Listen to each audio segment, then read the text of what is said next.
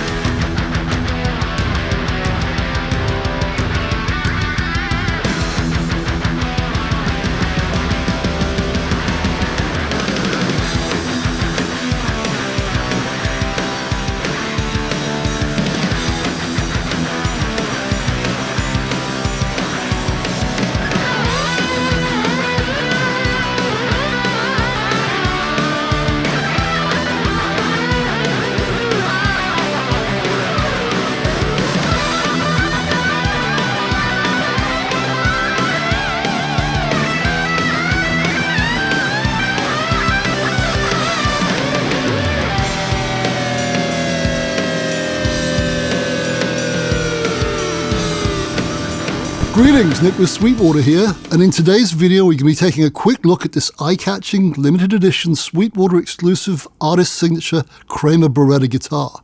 And, in case you're wondering, yes, it will be available as a right-handed version too, at no extra cost. Nice! Doing this video is more than a little weird for me. The reason for me saying that is this: I'm having real trouble getting my head around the fact that the signature artist in question is, well, me. Talk about being flattered, humbled, honored, and befuddled all at the same exact time. It's a very exciting guitar. And I'm very proud. The pickup that we did in this model is the Kramer Eruption Pickup. So as the name references, to a guitar player that I was very proud to have worked with in a past life. It just screams Kramer and Nick Bowcott. And again, this is a sign of the partnership we have. Right, we've had a relationship with Nick over the years. He's always been a friend to Gibson, Epiphone, Kramer, and what a better way to celebrate that than with his own signature guitar here. So we're extremely proud of this, and we love working with Nick. So can't wait for everyone to get this in their hands.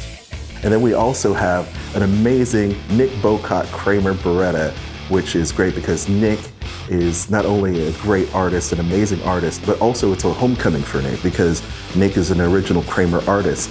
And to see the original pictures of him playing the guitar with Grim Reaper, and then all of a sudden we have this brand new Union Jack Kramer, which kind of has that direct line back, but also pushes it forward with a brand new Kramer pickups and Nick's touches. I think this is an amazing instrument, and I think people are going to be delighted by it, because I know I am. I'm so happy for Nick, although here's the thing about Nick. He's one of the meanest people I've ever met. He's one of the, obviously the worst guitar players I've ever met. There's so many things about Nick that I don't like. I'm totally kidding, I love him. Nick is the best. He is even a better human than he is a guitar player. And I'm just so happy for him with this guitar, and I love it. Although I can't really play it for you, this thing's killer. So all I can really say is this: thank you, Kramer. I'm both totally blown away and definitely not worthy. Imposter syndrome confession over, on with the show.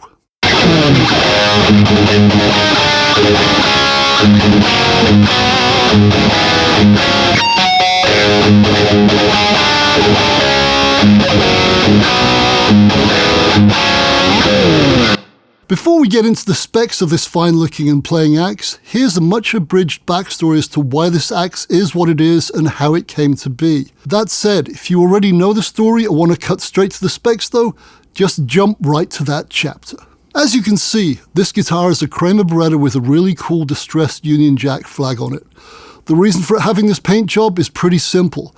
Way back in 1984, I asked a friend to paint a Union Jack on the guitar I ended up using in the Grim Reaper video, See You in Hell. Now, back then, MTV actually played music videos 24/7. What a concept! And See You in Hell, for some reason, ended up being played 3 or 4 times a day for several weeks. Then, a decade or so later, Beavis and Butthead emerged, and See You in Hell quickly became one of their favorite songs that sucked.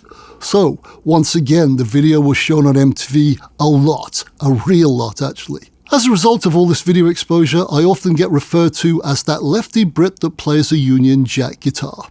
Hence the flag.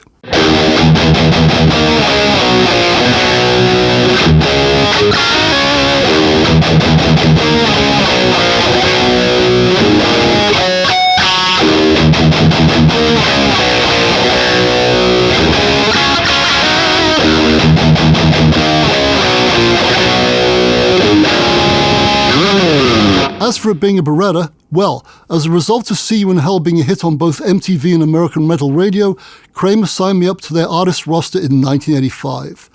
An impressive list that included the likes of George Lynch of Dokken and Mick Mars of Motley Crue. In fact, I even appeared in a Kramer ad with those guys, ironically sitting on an American flag.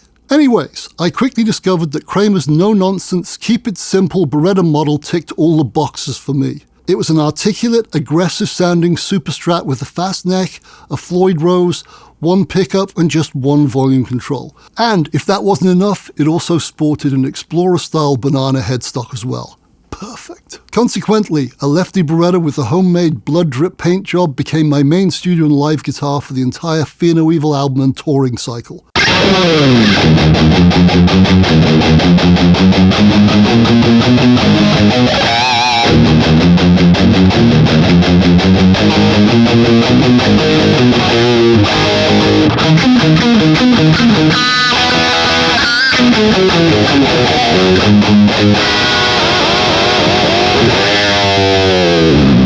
Then Kramer asked me if I'd change anything about it if I could, and I only had one simple suggestion: reverse the headstock. They said no problem, and then came the punchline, the proverbial knock me over with a feather moment, if you will. The very next thing the Kramer team said to me was this: "We think this guitar is really cool and would like to offer it as a limited edition Sweetwater signature model, so if we flip the headstock like you've asked, would you be into doing that?" I was pretty much speechless, I've got to tell you, but somehow managed to blurt out, "Are you kidding me? Of course, that would be unbelievable. Thank you." Anyhows, backstory over, here are the specs of the guitar. Maple neck with Kramer's fast, thin profile. 22 jumbo frets, a locking Floyd Rose nut, 25.5-inch scale length, dot inlays, and a nice flat 12.6-inch radius that's perfect for wide bends and fast runs. A reversed Night Swan style banana headstock sporting black machine heads and a classic gold pyramid Kramer logo. The headstock also has the Union Jack flag graphic on it too, which is a really nice touch in my humble opinion.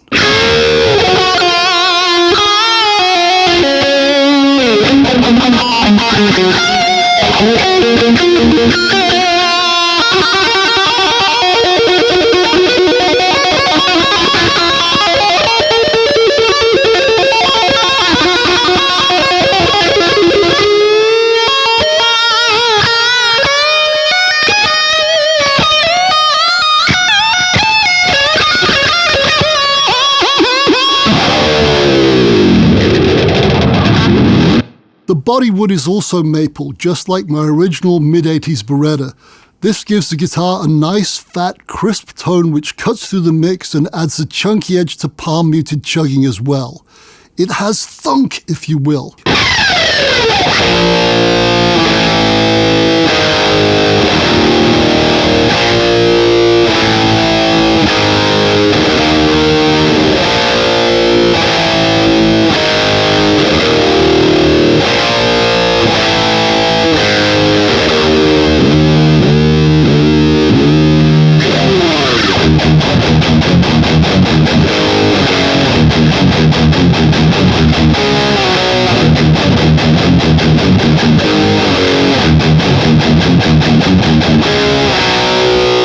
It also has great note clarity, which is something I really like, especially when playing distorted chords. The same is also true on cleaner stuff, as you heard a little bit from Don at the start, and you're about to hear more of shortly, from that man himself, not me.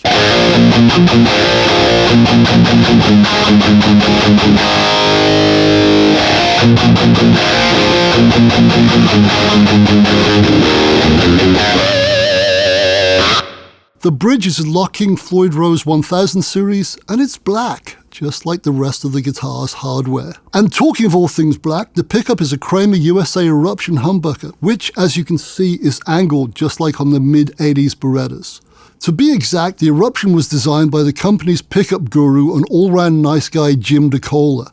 And, as its name implies, it's a high-output pickup which complements the maple body's inherent tone beautifully. To my ears, its Alnico 5 magnets kick out a nice thick mid-range with tight lows and crisp highs. The Eruption is also wax potted, by the way, to eliminate any unwanted microphonic feedback. Perfect.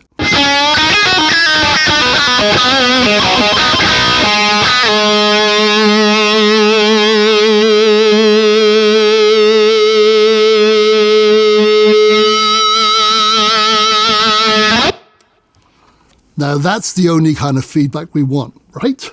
As you can see, this axe only has one control, a black knurled volume knob with the CTS part. The thing I really like about the placement of this control is that it's close enough to your picking hand for quick and easy access, but far enough away that you don't accidentally hit it while you're playing, because that sucks. In my humble opinion, the icing on an already killer metal cake is this striking distressed Union Jack flag graphic, masterfully crafted by Ron Williams of Ron's World. I love it because in addition to looking amazing, it helps distract the audience's attention from my dodgy playing. And, just so you know, Ron is also the artist behind Sweetwater's great-looking run of Kramer hot dogger guitars. And talking of the Union Jack graphic, if you look closely, you'll see that the flags on the righty and lefty axes aren't merely mirror images of each other. They're subtly different. Check it out. Dun dun dun! Why are they like this, do I hear you ask? Because the Union Jack isn't symmetrical, that's why. So a mere mirror image would be wrong, my friend. Totally and utterly wrong.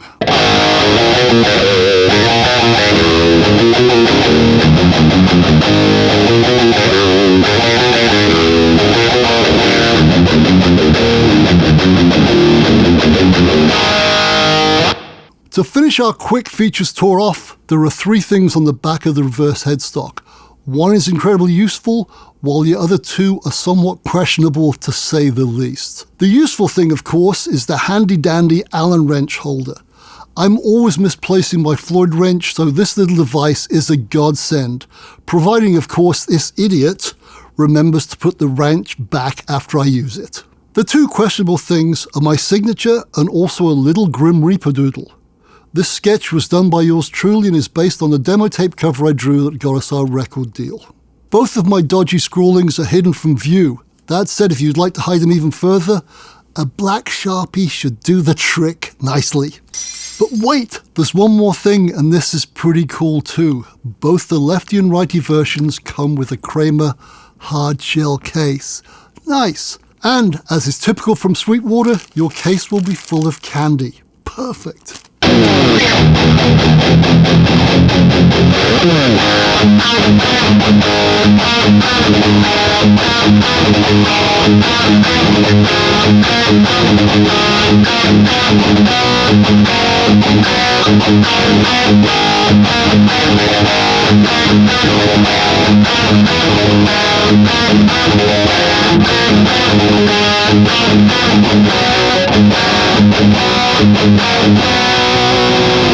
And there you have it, my friend, the skinny on this limited edition Sweetwater exclusive. If it tickles your fancy, I'd act quickly though, because once they're gone, and the link for them can be found below. For more info on this axe or any other fine Kramer guitar, please go to sweetwater.com, or better still, call your oh-so-friendly and oh-so-helpful sales engineer. That said, thanks a lot for watching, and to prove this axe isn't merely for metal and high-gain stuff, I'm going to ask my good friend Don to play us out. Like I said, thanks for watching. Take it away, Don, my friend, take it away.